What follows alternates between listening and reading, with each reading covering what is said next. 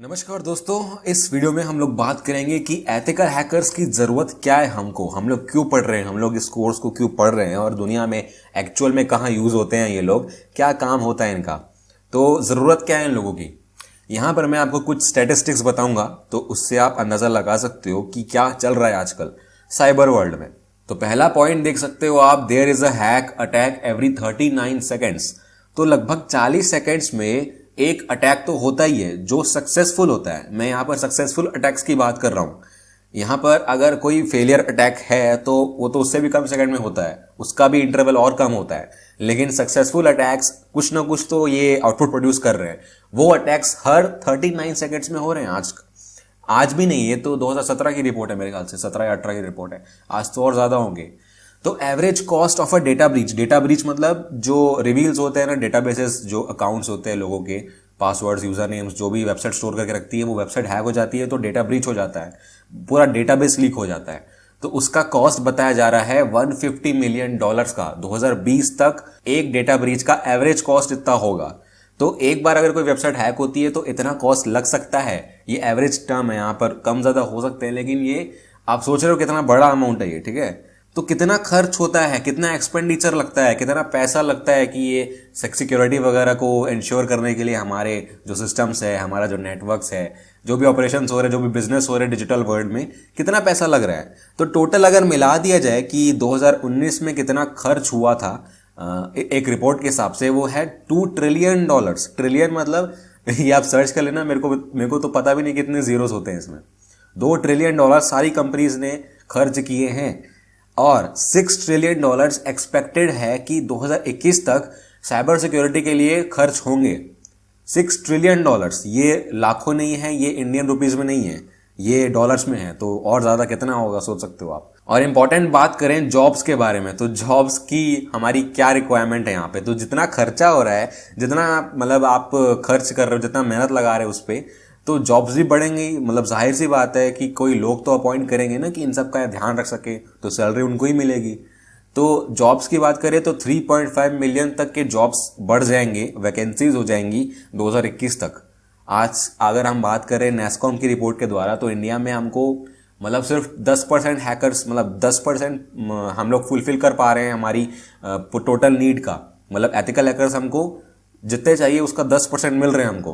तो cyber crime is the greatest threat to every company, ये मेरा मानना है। ये आप मतलब आपका अलग हो सकता है, लेकिन मेरा यही मानना है कि अगर आपको कंपनी डिजिटली चलानी है, यहाँ पर मैं डिजिटल कंपनीज की बात कर रहा हूँ जो रिलाय करती है अपने वेबसाइट्स, अपने नेटवर्क्स पे पूरी डेटा का, तो उनके लिए साइबर क्राइम बहुत बड़ा एक नुकसान है। आपको अगर डिसएग्री करना है तो काफी अच्छी बात है, लेकिन मेरा मानना यही है कि एक भी साइबर अटैक होता है ना पूरी कंपनी पे, तो वो डिस्ट्रॉय हो सकती है।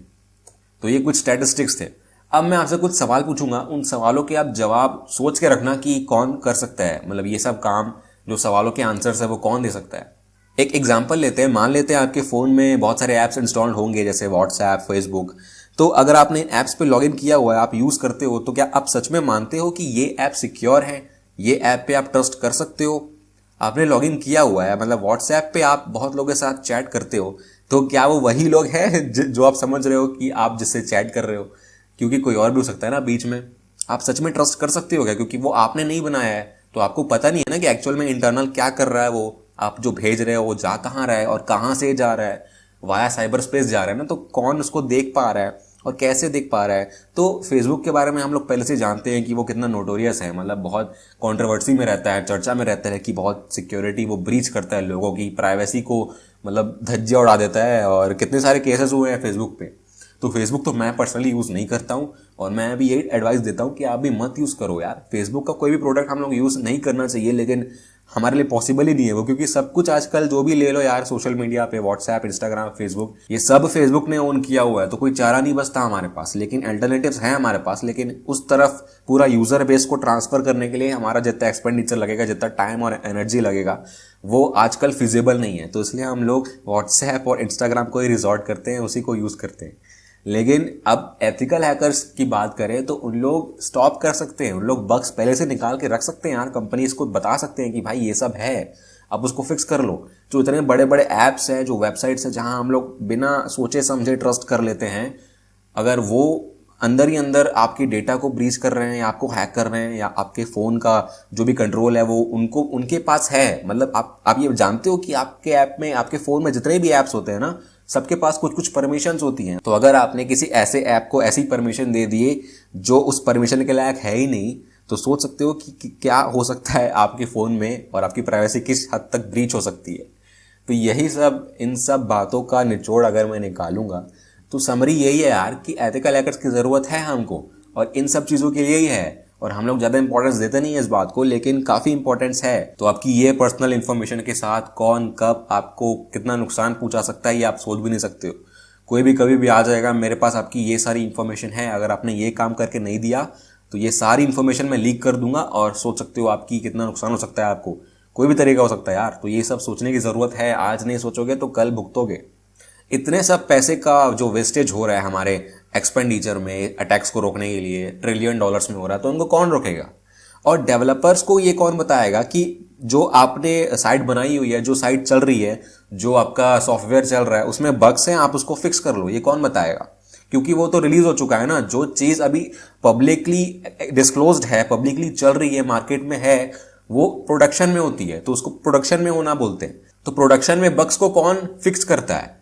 और तीसरी चीज कि ब्लैक हैट हैकर्स जो होते हैं, बुरे लोग होते हैं, वो बदला लेते हैं, साइट्स हैक करते हैं, इतना नुकसान कराते हैं पैसों का, तो उनको रोकने के लिए हमारे पास कौन होना चाहिए? तो ब्लैक हैट्स के इफेक्ट को नलीफाई करना है, उनको स्टॉप करना है। कंपनीज को सिक्योरिटी कौन प्रोवाइड करेगा? नेशनल सिक्योरिटी कौन प्रोवाइड करेगा? गवर्नमेंट को। और जो भी बड़े बड़े गवर्नमेंट ऑर्गेनाइजेशंस हैं, मिलिट्री है, आर्मी है, इन सब का, पुलिस का, सारी सिक्योरिटी कौन देखने वाला है? कौन देखेगा इनको? और साइबर स्पेस जो पूरी दुनिया की है या कहीं की भी है, उसको सेफ और क्लीन रखने के लिए कौन जिम्मेदार होगा?